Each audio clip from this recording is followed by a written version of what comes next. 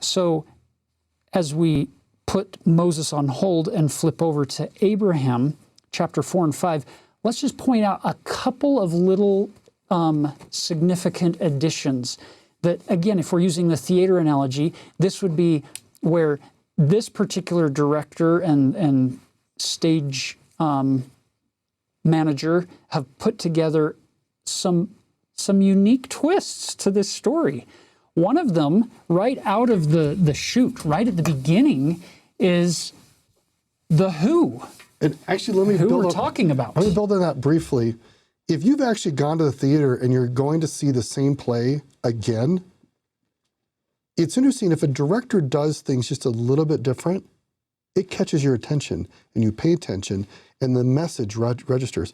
But if it's just always the same story again and again, without any kind of like attempt to try to get your attention, you may miss elements of the instructional purpose of what's happening. Yeah.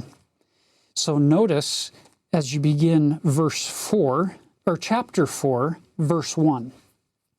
Then the Lord said, "Let us go down," and they went down from at the beginning, and they, that is, the gods, organized and formed the heavens and the earth. So verse 1, we've just barely gotten into Abraham's account of the creation, his production, his stage play, so to speak. And you have the element here of the name of God, Elohim, which Joseph Smith makes a really big deal of towards the end of his life, is that this isn't a singular person, it's plural. In the Hebrew, when you put that I am ending, it becomes more than one. And it's the gods who, and you'll notice he didn't use the word created, as it was in Genesis and Moses, it's organized. That he formed and organized and formed the heavens and the earth. So they then organize and formed the heavens and the earth.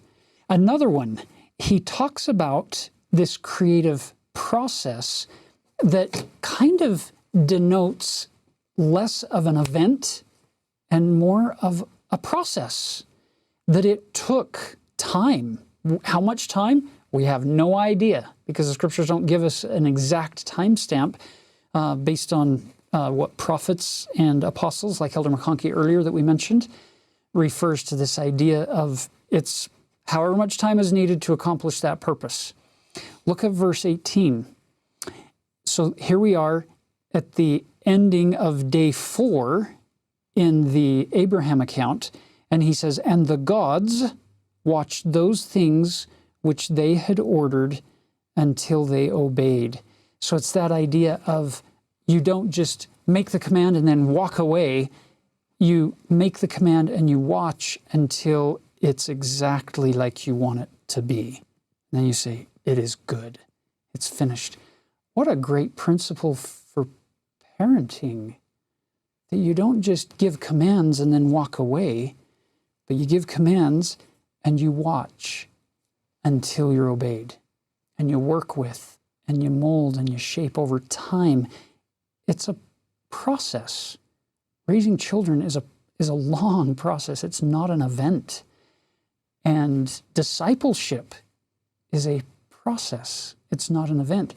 You can take this same idea not just with other people, but with yourself on the covenant path.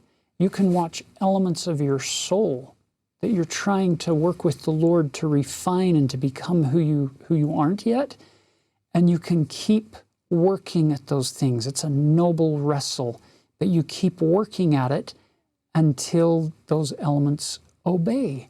That's how you form habits that are good.